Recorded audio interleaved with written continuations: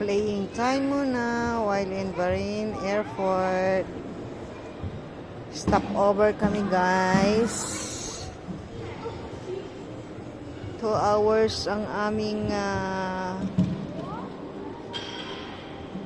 waiting time bago kami karating na travel papunta ng Kuwait. So for the meantime, mag-fly muna daw siya sa playground.